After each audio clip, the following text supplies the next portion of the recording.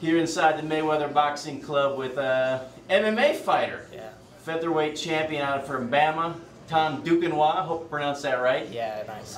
First of all, Tom, welcome to the gym. What brings you here to the Mayweather Boxing Club? We have a common friend with Jeff. His name is King Mo, so we know him like Bellator fighter, and so we know the reputation of Mayweather gym. So we just want to train here. So I contact him, and it's been some few months like we make training together. What did Mo tell you about working with Jeff? Sorry? What did King Mo tell you about working with Jeff Mayweather? Yeah, he said always he takes him, he brings him to Florida for his preparation. So I said if he brings him for preparation for his MMA fight, he can do something for me.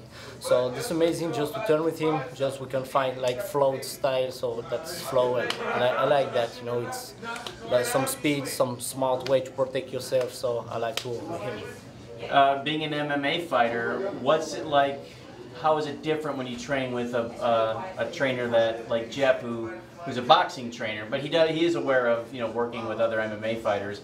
He's aware of the differences, but what's it like working with a boxing trainer? That's the beautiful of MMA, that it's mixed martial arts, so you have to find what you like in boxing, in taekwondo, in wrestling, everywhere. So I do the same for me, so I go to the Mayweather gym to train with Jeff, to put some new weapons to my gear, so that's how I work with him.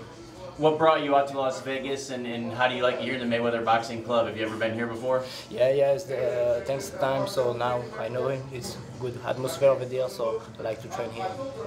As far as yourself, you're one of the hottest prospects in all of MMA. You're really building up a name for yourself, 10-1 so far. Well, I didn't say prospect, you're champion, so it's kind of hard to call you a prospect, but are you happy so far with how your career's gone, and where do you see yourself in 5 years from now?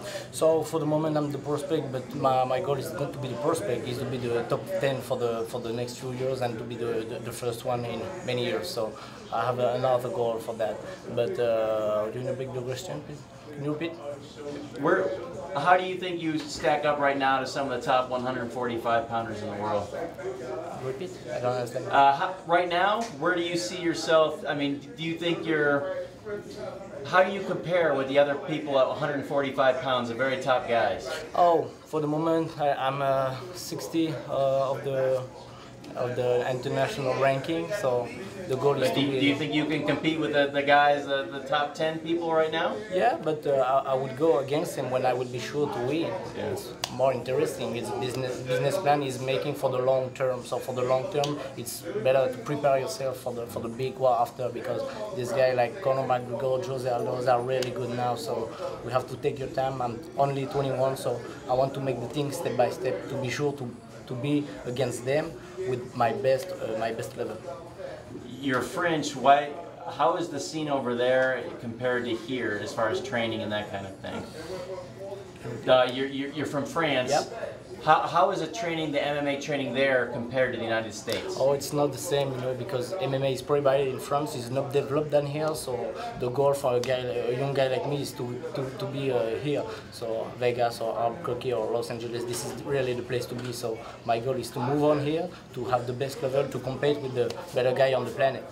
How did you get interested as a child in MMA? Because obviously, that's not the sport over there, the main sport. So what drew you to MMA? Oh, I started by Sambo combat. My model at this period, it was Fedor Emelianenko. And after I grew up, and I said to myself, oh, I don't want to study a lot, so I just want to test.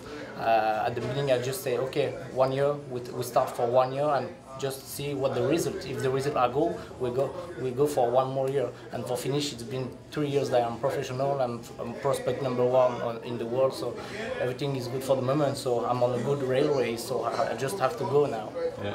And as far as the people that don't know you, what are your strengths as a fighter, and what are the things that you think need the most work?